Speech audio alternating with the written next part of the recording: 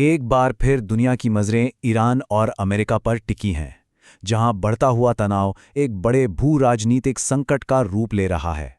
और इस पूरी स्थिति के बीच में है भारत, जिसके लिए हर फैसला उसके रणनीतिक हितों पर गहरा असर डालेगा। तो चलिए इस पूरी स्थिति का विस्तार से विश्लेषण करते हैं। तो बात है जनवरी 2026 की।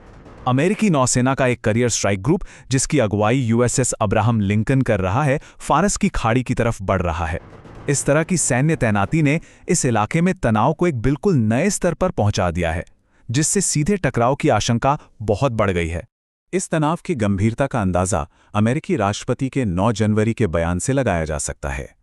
उन्होंने साफ तौर पर चेतावनी दी है कि अगर ईरान में चल रहे विरोध प्रदर्शनों का दमन जारी रहा तो अमेरिका सैन्य कार्रवाई से पीछे नहीं हटेगा। मामला सिर्फ सैन्य दबाव तक ही सीमित नहीं है। अमेरिका आर्थिक मोर्चे पर भी एक बड़ा कदम उठा रहा है। एक नया 25% टैरिफ उन सभी देशों पर लगाने की बात की गई है जो अमेरिका और ईरान दोनों के साथ व्यापार करते हैं। जाहिर है, ये नीति भारत जैसे देशों के लिए एक बहुत बड़ी चुनौती है। तो सवाल ये उठता है कि ये हालात बने कैसे। आज का जो ये संकट दिख रहा है, इसकी जड़ें असल में 2025 में हुए एक छोटे लेकिन बहुत ही अहम सैन्य टकराव में हैं, जिसने इस पूरे क्षेत्र की सामरिक समीकरण को ही बदल कर रख दिया। ये टकराव सिर्फ 12 दिन चला था। देखिए, हुआ ये कि 13 जून को इजराइल ने हवाई हमले शुरू किए। फिर 22 जून को अमेरिका भी इस लड़ाई में शामिल हो गया और उसने ईरान के मजबूत भूमिगत परमाणु ठिकानों को निशाना बनाया। ईरान ने भी अगले ही दिन जवाबी कार्रवाई की और 24 जून को जाकर एक नाजुक युद्ध विराम की घोषणा हुई। इसे समझने के लिए हमें ईरान की दशकों पुरानी रक्षा रणनीति को देखना होगा, जिसे रिंग ऑफ फायर कहा जाता था। इसका सीधा सा मतलब ये था कि ईरान अपनी जमीन पर सीधे हमलों को रोकने के लिए हिजबुल्लाह और हमास जैसे अपने क्षेत्रीय प्रॉक्सी गुटों का इस्तेमाल करता था। ये एक तरह से अप्रत्यक्ष युद्ध की नीति थी। लेकिन 2025 की लड़ाई ने इस पूरी रणनीति को, इस डॉक्ट्रिन को एक तरह से तोड़ के रख दिया। क्यों? क्योंकि इस बार हमले प्रॉक्सी पर नहीं, बल्कि सीधे ईरान के अंदर अहम ठिकानों पर हुए। इसने ईरान की रक्षात्मक कमजोरियों को दुनिया के सामने ला दिया। चलिए अब बात करते हैं इस संघर्ष के भौगोलिक पहलू की, जो इसे इतना बड़ा वैश्विक मुद्दा बनाता है। और इसका पूरा केंद्र है दुनिया का सबसे अहम समुद्री रास्ता। ये है स्ट्रेट ऑफ हॉर्मुज, यानी हॉर्मुज जलडमरू मध्य। यही वो अहम कड़ी है जो फारस की खाड़ी को दुनिया के समुद्री रास्तों से जोड़ती है। और जाहिर है, यही इस संभावित टकराव का एपिसेंटर है। अब इसके महत्व का अंदाजा इस एक आंकड़े से लगाइए, 30%। दुनिया का लगभग 30% कच्चा तेल जो समुद्र के रास्ते जाता है, वो इसी तंग रास्ते से होकर गुजरता है, जिसकी चौड़ाई कहीं कहीं तो सिर्फ 21 मील है। इस तस्वीर में दोनों तरफ की सैन्य तैनाती साफ दिखती है।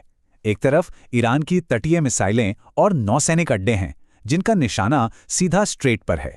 वहीं दूसरी तरफ बहरीन में अमेरिका का 5वां बेड़ा और कतर में अल उदीद एयरबेस तैनात है। तो अगर हालात बिगड़ते हैं तो ईरान के पास स्ट्रेट ऑफ हॉर्मुज में ट्रैफिक रोकने के लिए कई विकल्प मौजूद हैं, जैसे कि वो समंदर में माइंस बिछा सकता है, अपनी छोटी छोटी स्पीड बोट से हमला कर सकता है, या फिर तट पर मौजूद एंटी शिप मिसाइलों का इस्तेमाल कर सकता है। तो इन सब के बीच अब आते हैं इस विश्लेषण के सबसे अहम हिस्से पर।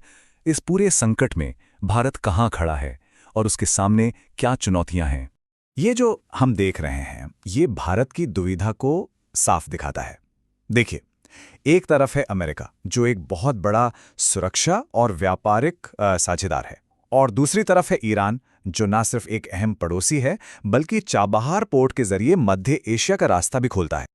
और यही वो स्थिति है जो भारत की स्ट्रेटेजिक ऑटोनॉमी, यानी रणनीतिक स्वायत्ता की विदेश नीति का सबसे बड़ा इम्तिहान है। ये वो नीति है जिसके तहत भारत किसी एक पावर ब्लॉक के साथ बंधने की बजाय अपने राष्ट्रीय हितों को देखकर आज़ाद फैसले लेता है।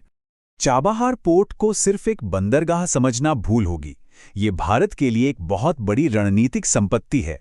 जैसा कि इस नक्शे में दिख रहा है, ये पोर्ट पाकिस्तान को बाईपास करते हुए भारत को सीधे अफगानिस्तान और सेंट्रल एशिया से जोड़ता है।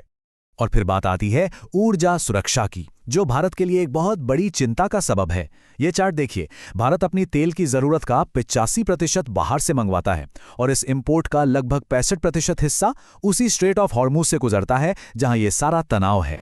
तो अमेरिका की जो नई 25% टैरिफ पॉलिसी है और चाबहार पोर्ट पर भारत को मिली छूट की डेडलाइन जो अप्रैल 2026 में खत्म हो रही है, ये दोनों चीज़ें मिलकर भारत सरकार पर बहुत ज़्यादा कूटनीतिक और आर्थिक दबाव बना रही हैं। और यहाँ एक और बड़ा भूराजनीतिक खतरा है, वो ये कि अगर भारत अमेरिकी दबाव में आके चाबहार से पीछे हटता है तो उस खाली जगह को भरने के लिए चीन पहले से तैयार बैठा है और ये भारत के हितों के लिए बिल्कुल अच्छा नहीं होगा। तो घूम फिरकर हम उसी बुनियादी सवाल पर वापस आ जाते हैं। दो बड़ी ताकतों के इस टकराव के बीच भारत अपनी रणनीतिक स्वायत्तता को कैसे बचाए रखेगा? इस सवाल का जवाब सिर्फ भारत की विदेश नीति की दिशा तय नहीं करेगा, बल्कि इस पूरे क्षेत्र की स्थिरता का भविष्य भी इसी पर टिका है।